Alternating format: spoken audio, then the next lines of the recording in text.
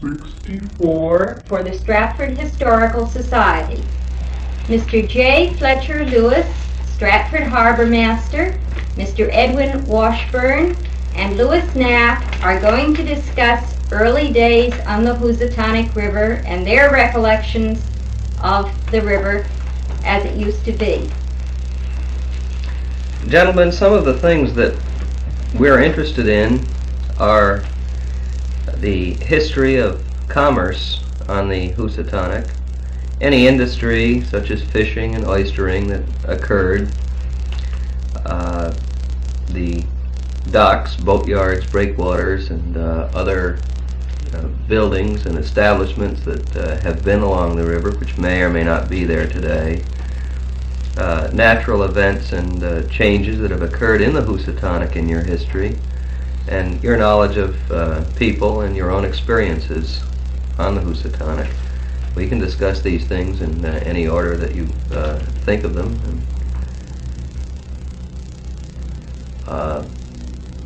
Perhaps we should start by a discussion of the breakwater, the history of the breakwater.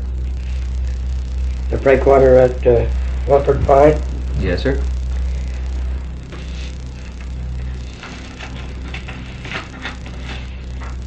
Well, gentlemen, that breakwater, the permit for that breakwater was approved in 1871. The construction of the breakwater was started in 1890 and was not completed until 1914. The material for the breakwater was transported from the Derby at the head of the navigable river in a vessel named Commodore Jones. This vessel was originally constructed in Derby for the purpose of freighting brick from Fishkill on the Hudson to the Battery in New York. She served many years on the Hudson and eventually returned to Stratford. Her bones rest in Ferry Creek. This vessel was eventually converted to a barge and was towed by a tug called the Evona. These rocks which constructed this breakwater were transported from Derby to the breakwater on this converted sloop. The contractor who constructed the breakwater was Thomas Anderson.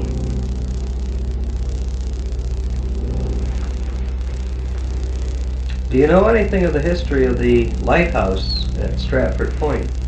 The original lighthouse at Stratford Point was, history tells us, was an iron basket with a flaming wood fire.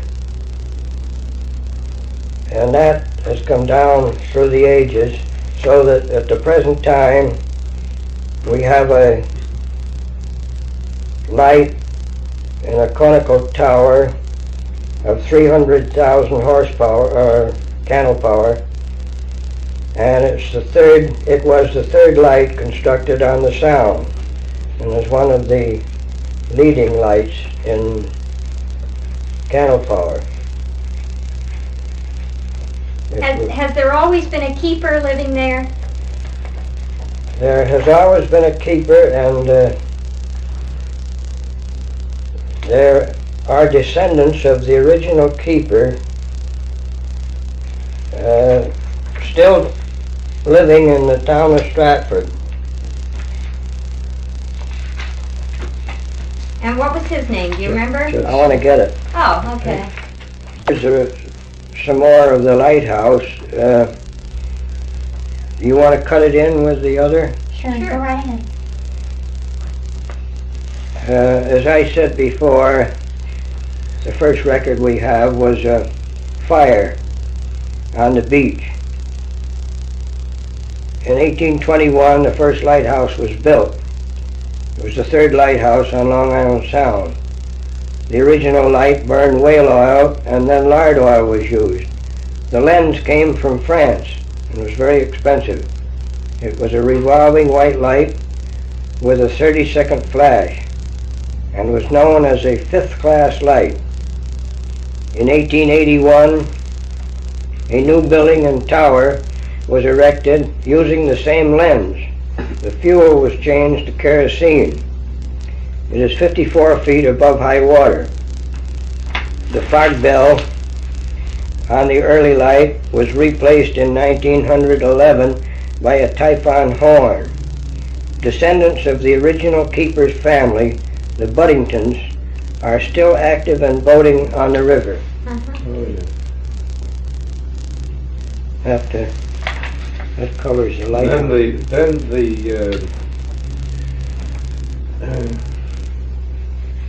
what did I say? Judsons. Then the Judsons followed after that. He was in between there somewhere. The people who are descendants that live here today are the Hydes. Oh. Live on the foot of Stratford Avenue. They're descendants of the Buddingtons. Well, then the famous Stiles Judson, known politically all over the country, I guess, isn't he? Wasn't he one of the favorite sons of Stratford? He was probably descendant of that old Judson, the lightkeeper's family. Oh, Judson, yeah.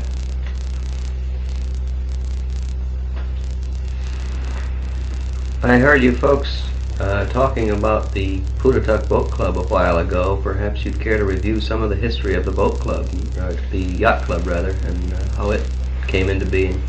Well, I think I started a little while ago.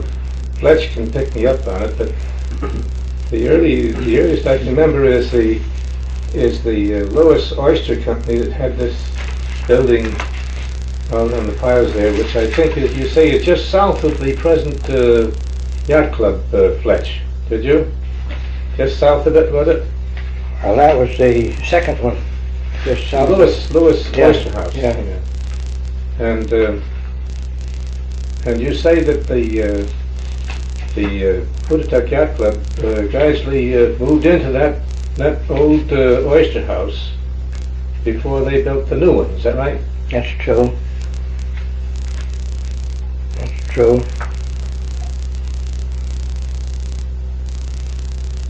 Then that must have been where Flat and Kale is now. Flat and Kale now occupies that location. You were talking about the different parts of the river out here that I never heard of. What were you saying, and where are they? Oh, the bars in the river? Yeah. Will we go through with the yacht club now, are we? We'll talk Yeah, about it. I We think talk that about it was, anything. old Teddy Palmer told me once that the name, did you cover that before, Fletch? The name of the Pootatuck Yacht Club, what it meant, Pootatuck?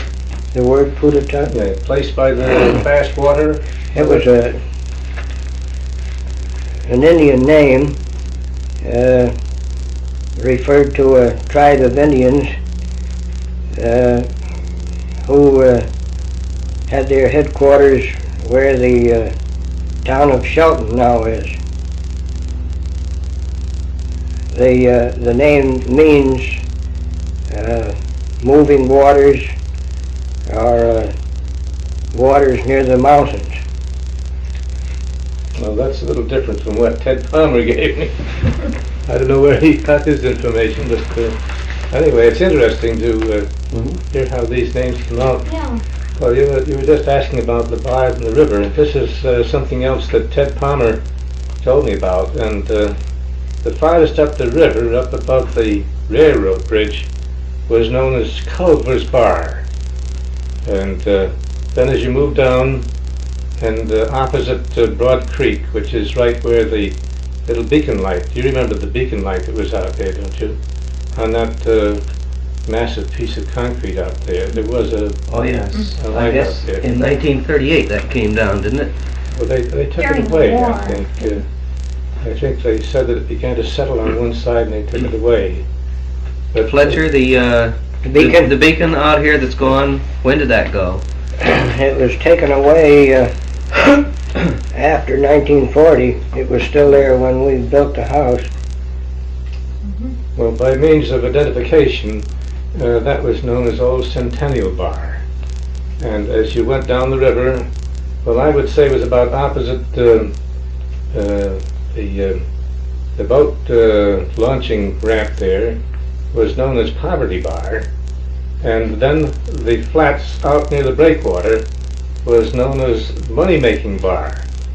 Now, the only interest that I have in them that I know them all because I run on them with my boat. Every one of them. Did everyone? I haven't missed one. How did you say the money-making bar probably got its name? Well, I don't know, Janie. Someone here suggested that they made money by towing the other boats off.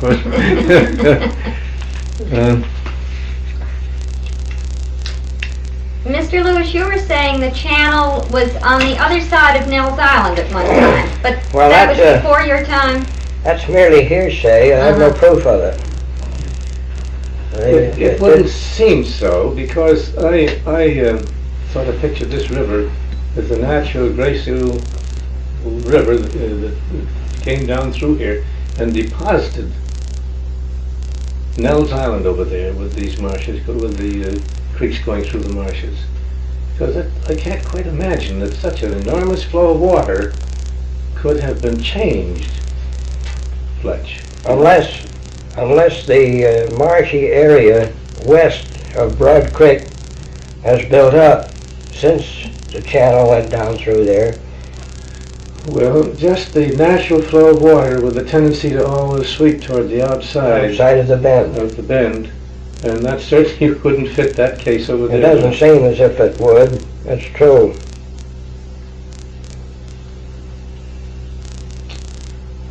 Well, thinking more, going back perhaps to the associated with the yacht club down here and the early days of fishing, I remember when I was a boy living in the east side in Bridgeport, that about this time of the year, you'd hear the peddlers, the fish peddlers coming around, and with a load of Stratford shad, Stratford River shad, and of course everybody in the neighborhood would go out for these Stratford River shad, and of course that's all gone by this time. Another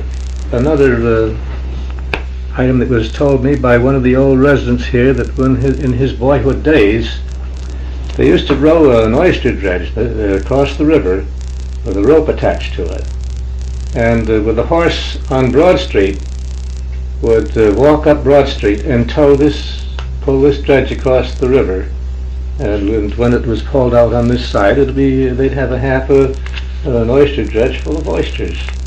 And it's just one of those interesting little things that have been handed down, and I have no doubt but what old Jim McTaggart was telling me the truth about it, you know. He knew many facts about the river. When you speak of the shad being sold,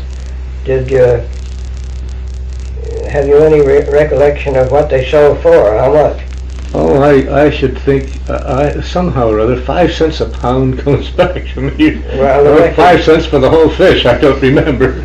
The record that I have states that they sold for 4p or 6p per fish. Oh, well, that's before my day. But that was How old do you think I am, anyway? Pence, huh? That was back when they had the argument about building the Washington Bridge because it interfered with the shad fishing. That was back in the 1820s. You don't go back that far? No, not quite. No, I don't know whether to call that an insult or not. Do you? Well, going up the river just a little bit Do you remember the old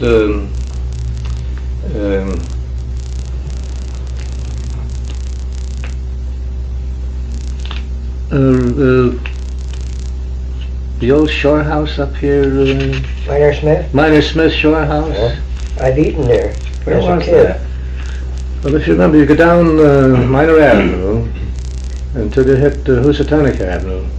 It would continue straight on into the private road there, and it's you know who lives Tuttle there. House? What? The Tuttle House. That's it. Tuttle House, that's right, Yeah. yeah. Oh, But that was known as yeah. Minor Smith's Shore House, and it That's right. was noted for its famous shore dinners. Could you go there by boat or by Well, road? I suppose they had a little dock out They had a there. little dock out there.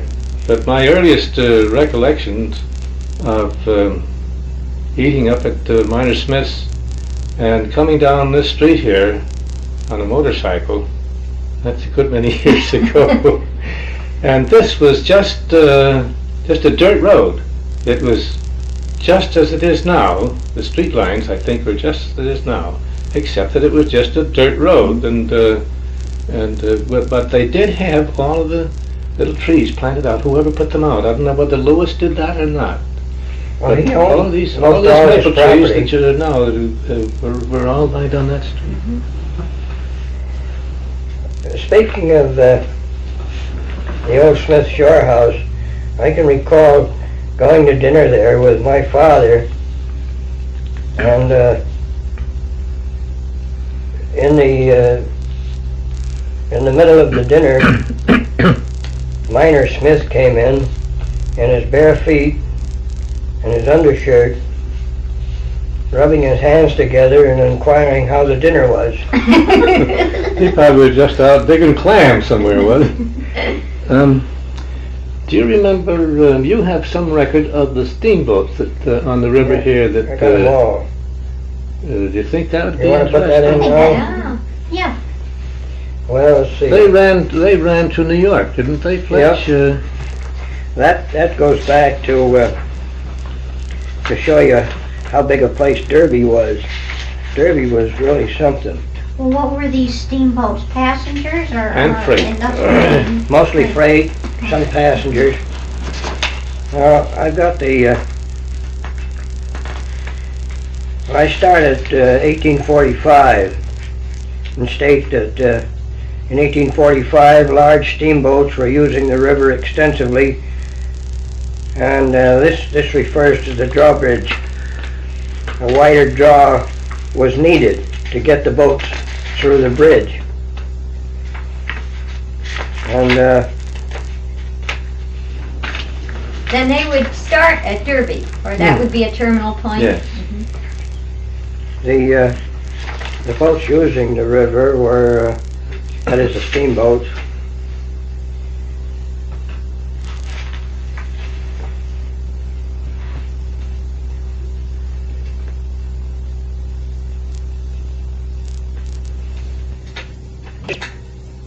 steamer of which we have a record was called the Ansonia, and the record shows that she was built in 1848.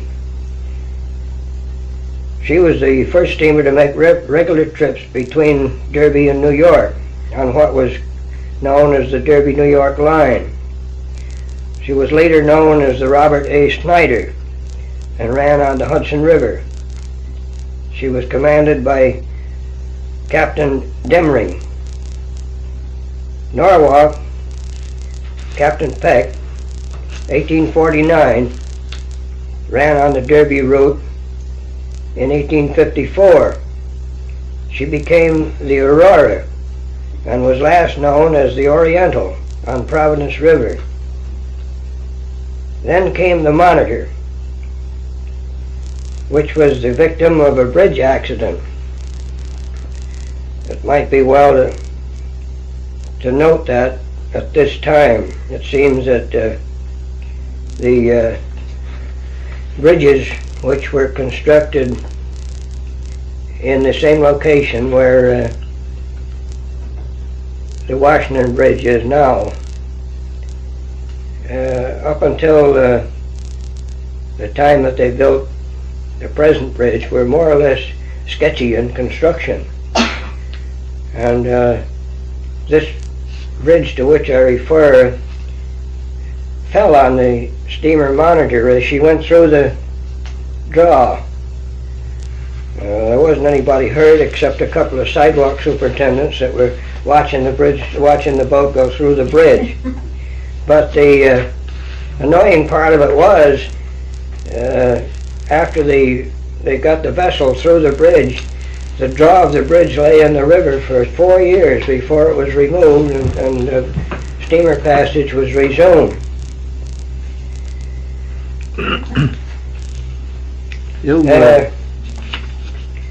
After the Monitor came the Naugatuck, and in making a research for this story,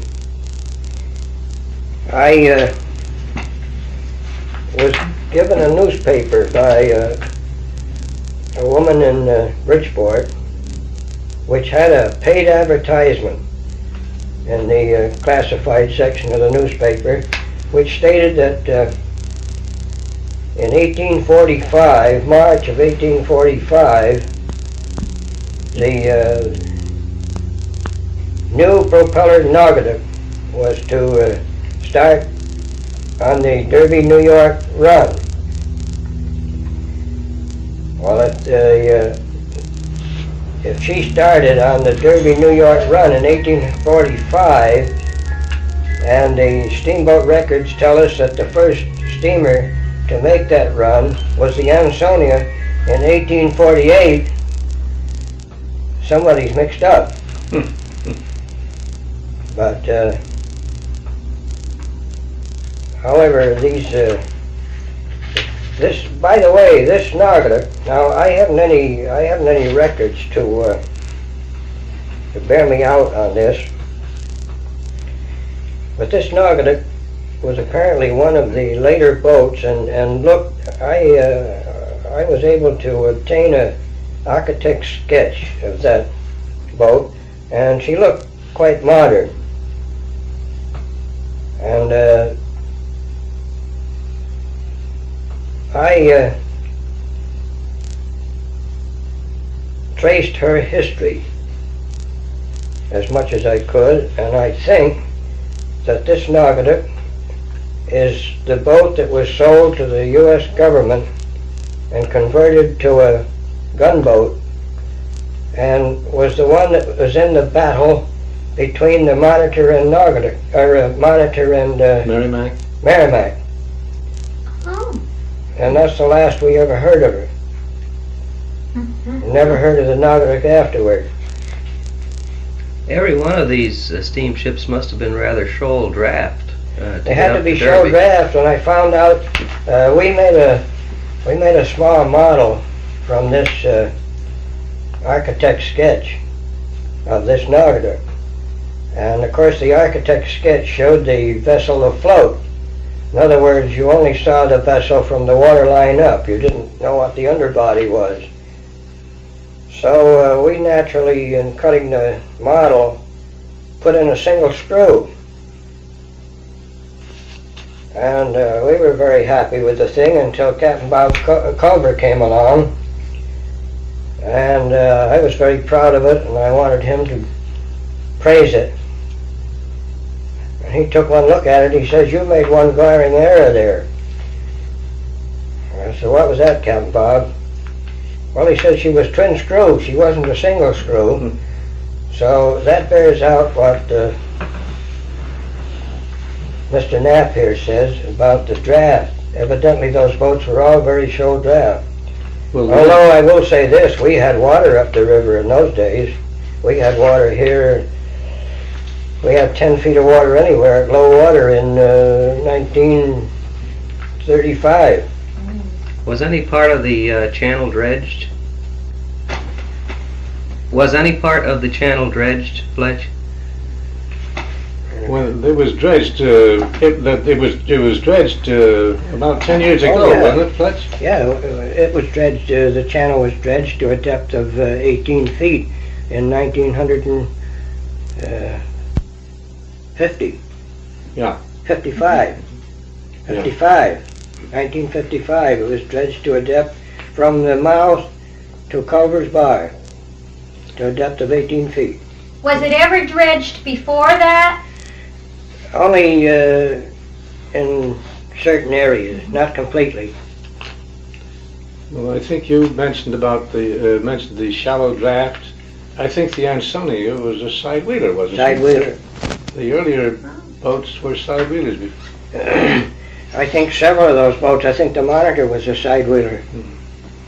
Do you know whether any of these made a stop in Stratford on their way from Derby to New York? Oh yes. Yes, that paid advertisement, which I referred to a while ago, stated that the vessel would leave Derby, stop in Milford, stop in Stratford, and then go directly to New York, but there would be a stage furnished for the convenience of passengers from Stratford to Bridgeport, also on the return. Where would the stop have been in Stratford? As near as we can find out, down in the area of Max Harbor. There must have been another dock in there which seems to have disappeared entirely. We couldn't trace it to Bond's dock. We thought possibly it was Bond's dock, but the records don't bear us out on that. While you've mentioned Bond's dock, perhaps you'd tell us what you remember of the history of Bond's dock. How long will our reels run? Well, if you want to hear the history of Bond's dock, I think you'll need a big reel, won't you, Fletch? Well, I don't think I've got too much in here about it. In the old days, we find two docks mentioned as located on the river. They were known as the upper dock and the lower dock. We know the upper dock as the coal dock or Bedell Shipyard, and the lower dock as Bond's dock. The upper dock was originally the site of a phosphate manufacturing plant. This material was shipped from this dock to various points on the Sound and adjacent waters. Later the dock was used by the J.H. Burge Coal Company of Shelton, Milford, and Stratford. It was last used as the coal dock by the Hall Coal Company of Stratford. It was finally purchased by the Bedell Shipyard and is now part of their docking system. The phosphate plant was originally located on this dock and was operated by Mr. Parks, who lives in the old house at East Broadway and Elm Street. That's where yes. Carl Oxner lives. Sure. Yeah, we Carl Oxner, yeah. From this dock, the steam canaler Iris ran to Derby. In the 1800s, the lower dock, or Bond's dock, was the scene of much boat building. Moses Hart made a specialty of building oyster steamers at this location.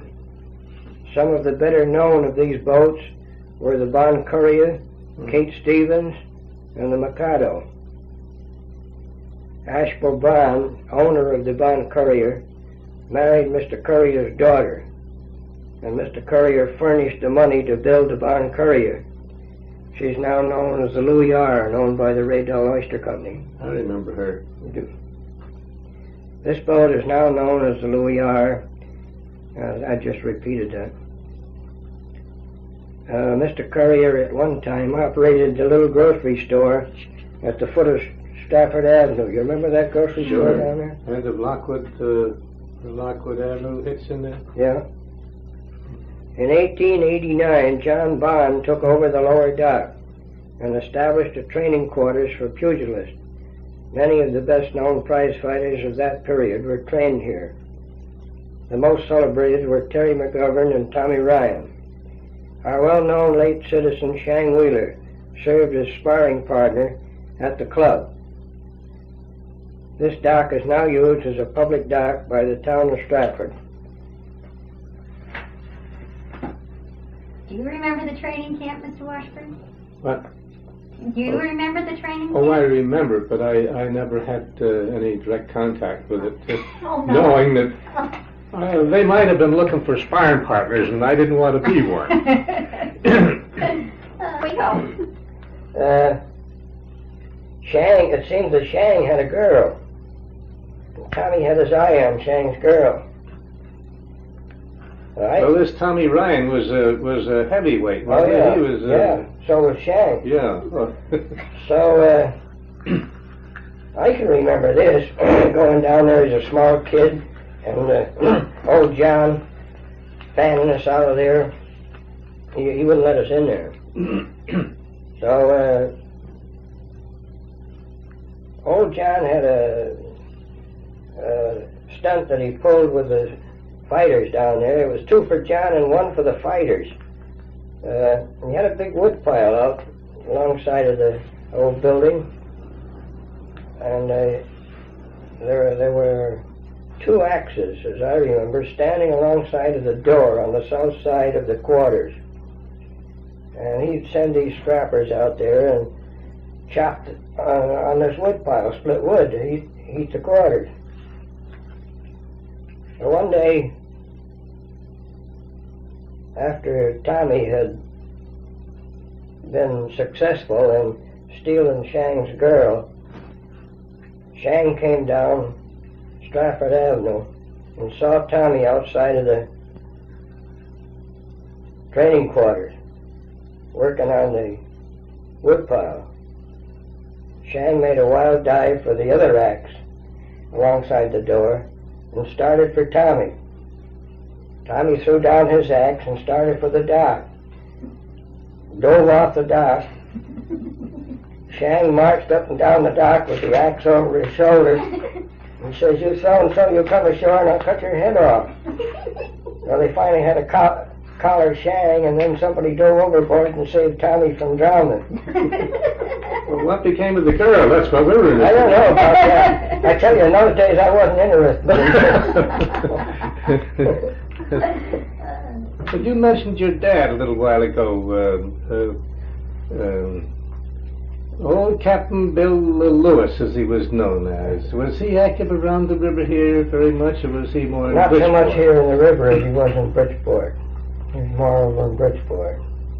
In the oyster business over there, Oyster wasn't it? business, natural bed, natural growther. Oh, yes, yeah. Is that, That, did he have anything to do with that idle hour on the Sound over on Long Beach over there, the little shack? no, I remember that shack very well. No, I'm talking about the natural growth oyster sloops. I made a list here of those which had Stratford as a hail port. There were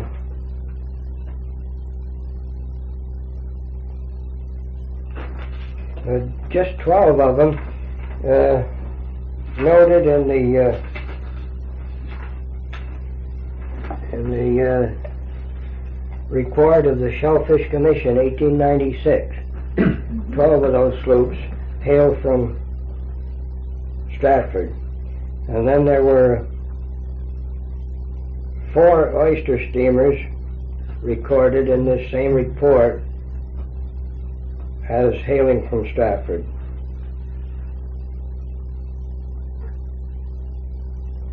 That's a very interesting thing. I'd like to have you look at that. The natural beds, Fletch, if I remember correctly, only boats under sail were permitted on those natural beds, weren't they? You had to propel your boat by sail. You couldn't have an engine in the boat unless you removed the propeller wheel before you went to work on the bed. Mm-hmm. And all the dredges had to be hauled by hand. That is, you had to haul the line through your hand. You couldn't use winders or winches or anything like that. Mm-hmm.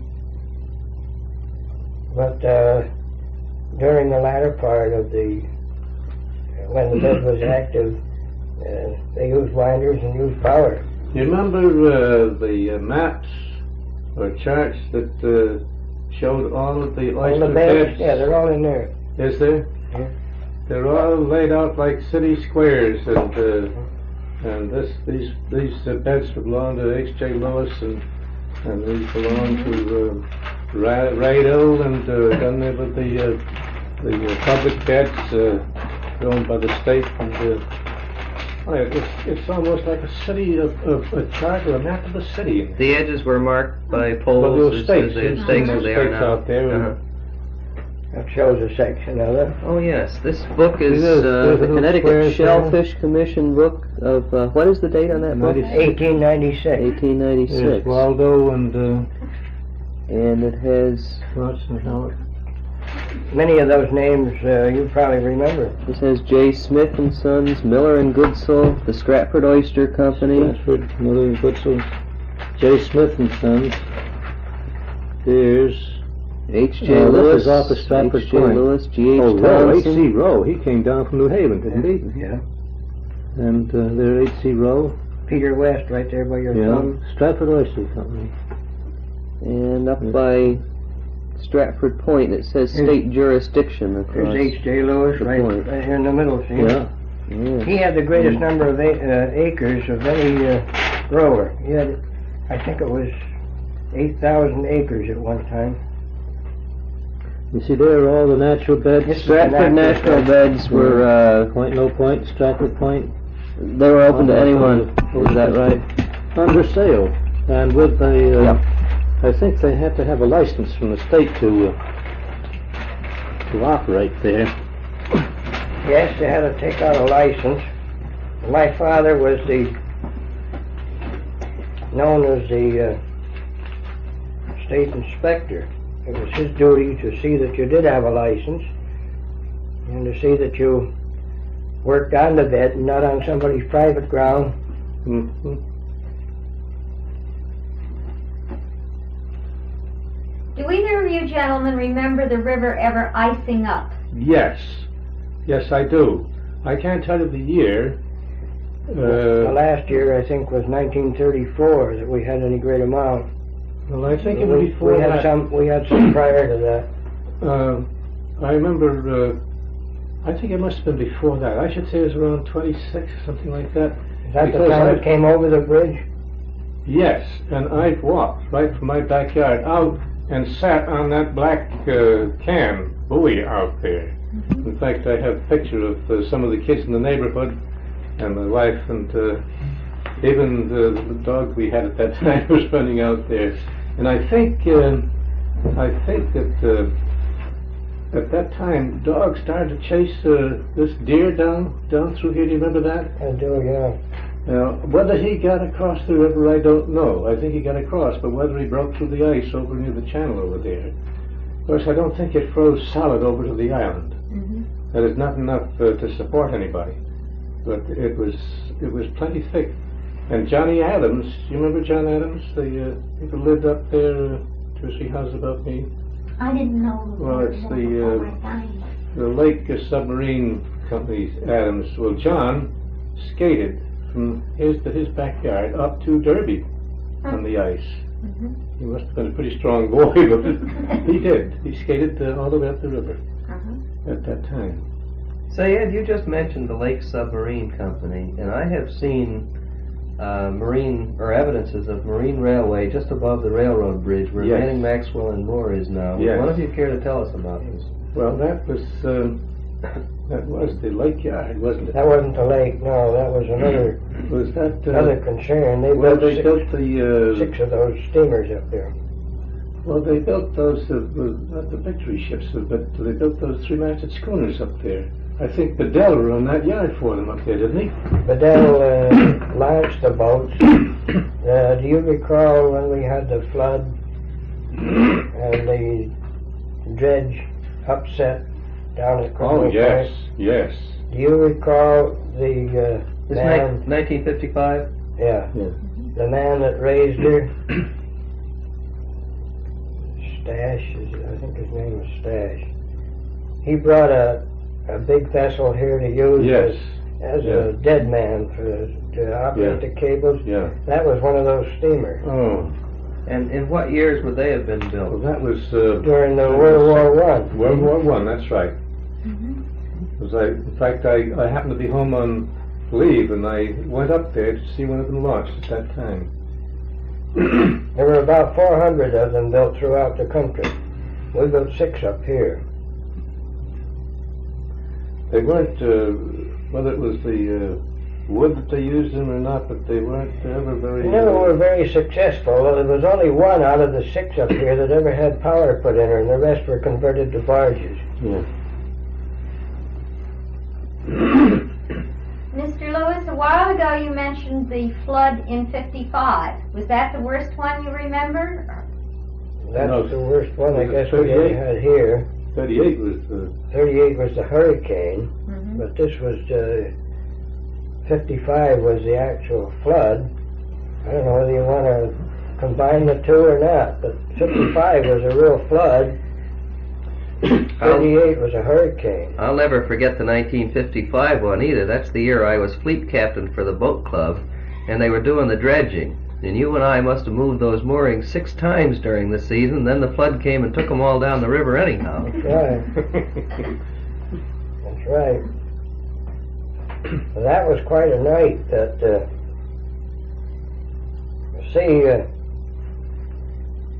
What caused? Well, it was a series of circumstances. They were dredging the river, dredging the channel, and they had proceeded from the mouth in as far as Crimbo Point with the dredge. The dredge was operated by steam, and the fuel was oil, which required an oil barge to supply the fuel. And the afternoon before the flood, the oil barge had been brought alongside the dredge, and the oil had been pumped from the barge aboard the dredge. But they left the barge made fast to the dredge. There were 60 men aboard the dredge. When the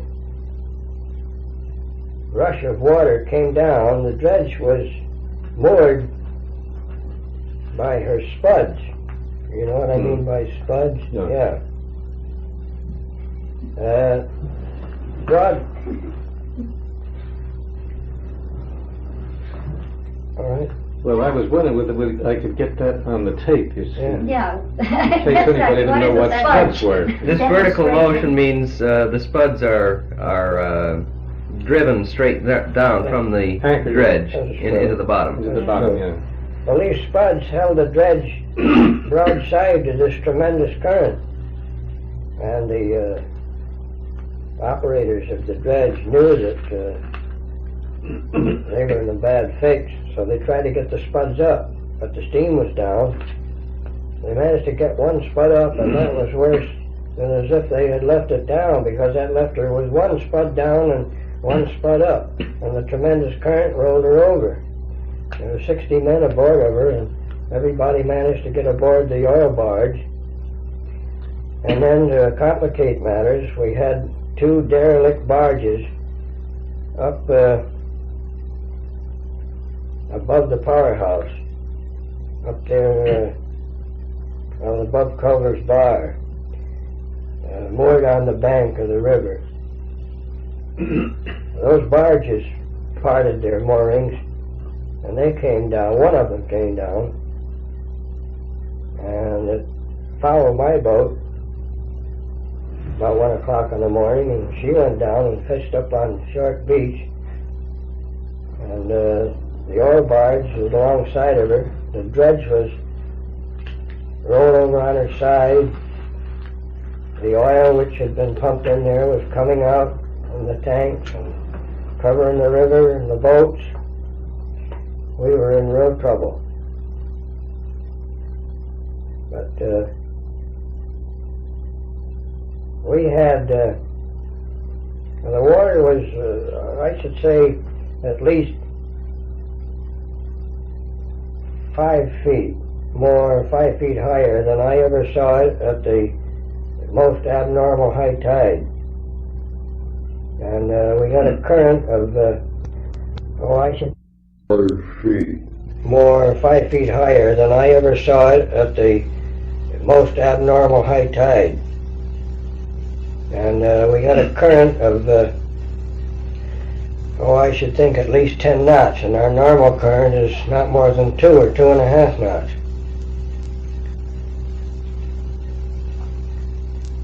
Did that cause more damage than the hurricane?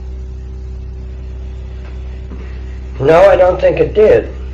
The damage caused by the flood was spotty in certain areas. The hurricane was a more general thing. Here in this particular area, I think a southeast storm that we got in 1950, and bear in mind I'm speaking of this particular spot right in here, I think that southeast storm did more damage than the 38 hurricane. Yeah. It took one boat that was moored out abreast of Flattened Cales and finally parted the mooring, and she was headed just right for their yard. She went in and right up through the yard. The boats were hauled out, stored for the winter. She went right through the whole fleet and landed up pretty close to Broad Street. And they had debris and dead sedge grass, and I never saw such a mess in my life. The boats which were hauled out in the yard were nearly buried by the old timber and grass and so forth that had washed in from the river. That storm in 1950 is the one that practically destroyed the Housatonic Boat Club. That's right. Everything was swept away except the main building. You know something that I've thought about but never said very much about it. You know, we used to put the moorings on the platform, the mushrooms. That's the only thing that kept that platform there, with those mushrooms down there. Now they won't let us put them on anymore. That's the only part of the club that stayed there. I guess everything else moved, didn't it? That's right. The Yeah. main clubhouse had been moved onto new spiles just the previous year, I think. That's right. And this fact, plus probably the fact that it was weighted down with these moorings. We kept had it there. probably, we must have had 10 tons of moorings on there. How long have you been Harbormaster? 13 years. 13? 13 years last month. Gets to be pretty hectic, or more hectic every year, I'd say, with more pleasure boaters on the True, river, doesn't it? the duties have changed. This patrol was established 4 years ago. Prior to that, we had enough to do, but it was mostly in investigating proposed projects on the waterfront, or keeping the channel clear, boats moored in the channel. But 3 or 4 years ago, when the state came out with this speed restriction, and boats in the last 5 years have increased to such an extent, the number of them, that now it's a real problem. We don't know exactly what to do with it.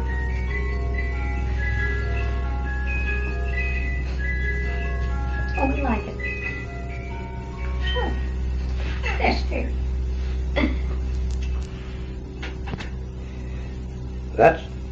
That's been more or less of a controversy too. Nell's Island is not a sanctuary, as I understand it. It's a, what would you call it? A motel for birds going south or something like that. You can hunt over there, you can shoot birds over there, but Maybe you can, but I can't. I'm not good enough shot. I'm glad. What I wanted to do, can you tell me whether Mrs. Stein owns this little island? Goose Island? Out here in front of you? I don't think so. No, Didn't he buy it I don't. from Mrs. Burns? I don't. Did Mrs. Burns own it? Yeah, I understood so. I thought she just owned a strip of land Yes, that she was owned in a back strip of their Yes, she owned a strip along the back there, just along the river. But I didn't think anybody owned that all the island. way up to Homestead. What I wanted to do, Because Molly was worried about when they were putting these stakes out here and everything. She said that she had heard they were going to remove that island. no, I looked into that, and I guess I told you about it, didn't I, Ed? Yeah. What I wanted to do was to make that little island there entirely restricted as far as shooting was concerned. Yeah. It's too close to the houses anyway. You see, they changed that restriction. It used to be 500 feet. Now I think it's only 250 feet. You can shoot firearms within 250 feet of a dwelling house, which is too close. And I wanted to, if I could find the ownership of that little island, I think I could fix it so we could get it restricted and keep the people off of there. I chased off 2 fellas off of there last fall. I know you did. Yeah. Well, I'll inquire around.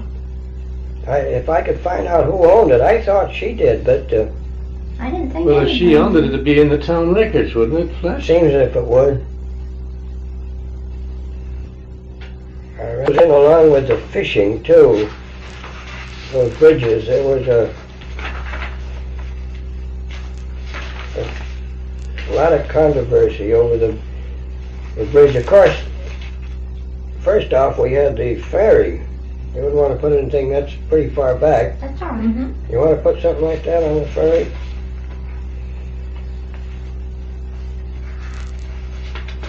That was the famous Moses Wheeler ferry? That's right.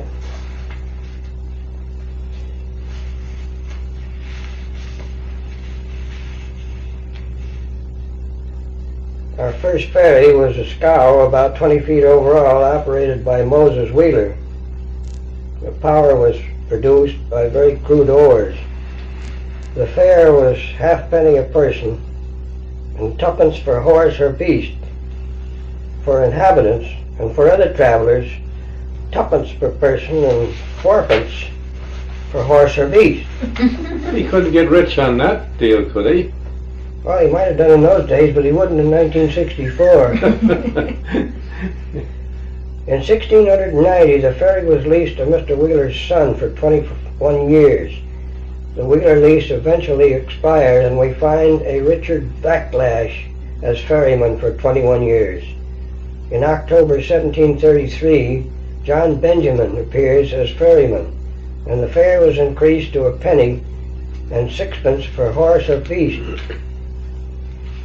There had been, during these years, numerous attempts to establish a ferry on the Milford side, but without success.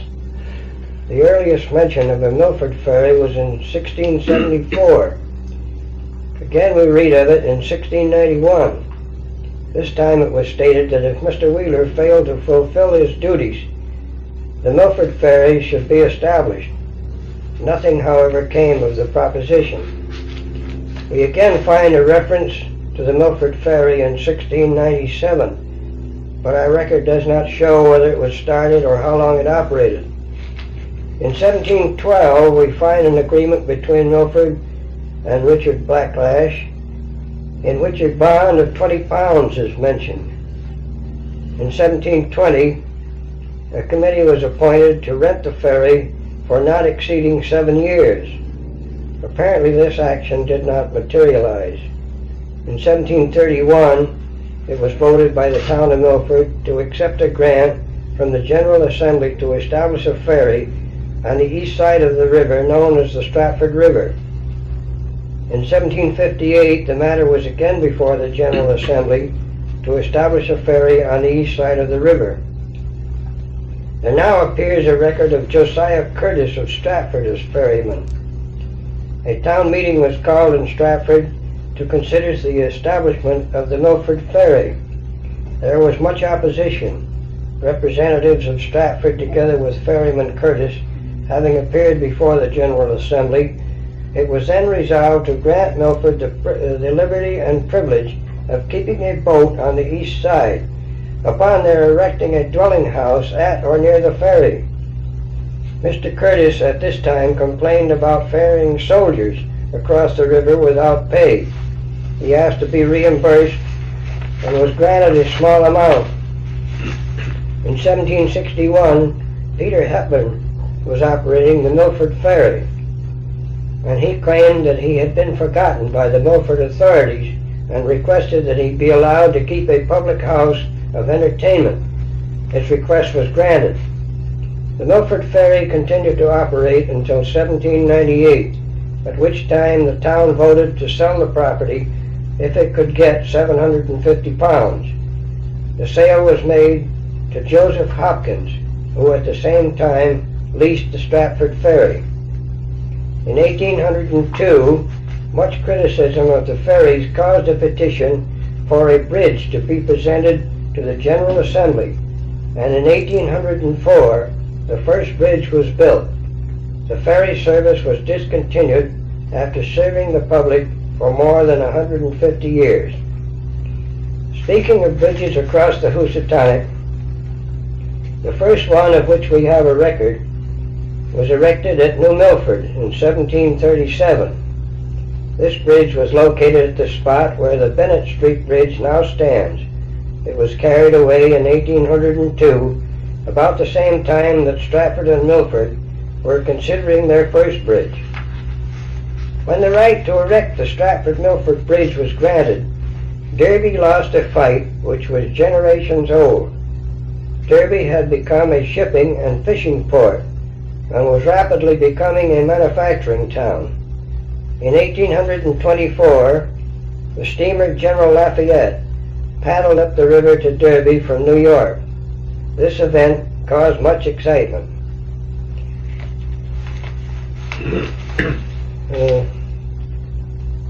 The rest of this here refers to Derby. Then there were 4 more bridges after that. That's what I'm looking for now. Fishing interests were also opposed to the erection of the Stratford-Milford Bridge. Shad sold at 4pence and 6pence each, and the fishermen claimed the traffic on the bridge would scare the fish away. Hot debates followed, and the Assembly was requested to prevent the bridge at all hazards. But the proponents of the bridge finally won, and in 1802, Jonathan Sturgis and others under the name of the Stratford and Milford Bridge Company was granted permission to erect a bridge at the ferry place. The expense of building and maintaining the bridge was to be defrayed by payments by the users of the bridge of tolls. It was ruled that before the bridge company could retain the income from the tolls, they must reimburse the town of Stratford and Joseph Hopkins the ferryman for damages incurred by the discontinuance of the ferry. It was decided that the bridge should have a 32-foot draw span, and no charge was to be made for vessels passing through. The bridge must have piers and fenders to support and protect it, and to aid in warping vessels through. See, many of these vessels, in fact most of them at that time, were sailboats. Right. How they ever managed to get up that river? Imagine warping those through against that current. It must be lighted except when the moon shone. 2 oil lamps were maintained for this purpose. In 1806, the first bridge carried away. There was much rejoicing in Derby. The whole town turned out for a general celebration, but the bridge company, having changed its name to Washington Bridge Company, bravely set out to rebuild. In 1807, with the aid of a $40,000 lottery, in which some Derby residents won substantial amounts, the bridge was rebuilt and opened to the public in 1813. The General Assembly voted at this time that no other bridge should be built within 6 miles of the Washburn Bridge. Now figure that one out, Ed. What date was that? No other bridge could be built within 6 miles of the Washburn Bridge. Well, it was obvious that they wouldn't build one across the mouth of the river down here. Yeah, but look what we've got now. We've got the railroad bridge and... We've got the railroad bridge and the turnpike bridge. What happened was this.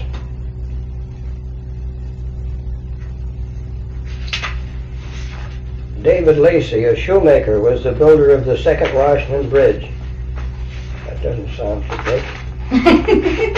Shoemaker, was he? Yeah. Is that the one that went out? The one that No, was it's built by the second shoemaker? one. No, it was the next one, I think. Oh. About 1800, he purchased a big house on the Milford approach to the bridge. This house later became known as the Riverside Hotel. Oh, I remember that. It was torn down in 1920. Mr. Lacey became owner of a substantial share of the bridge company and managed the bridge for 60 years. This bridge was wider than some of the succeeding bridges. It was located south of the present bridge. Down this way, you remember those old... Is that where the trolley went across? You mean, is that the one you're talking about now? Yeah. Oh, I remember that very well. It was a slow bridge to operate. The master of one vessel became incensed by the delay, fired upon the bridge with a cannon and damaged the woodwork. There were several instances of trouble, and after some court procedure, the trouble ceased.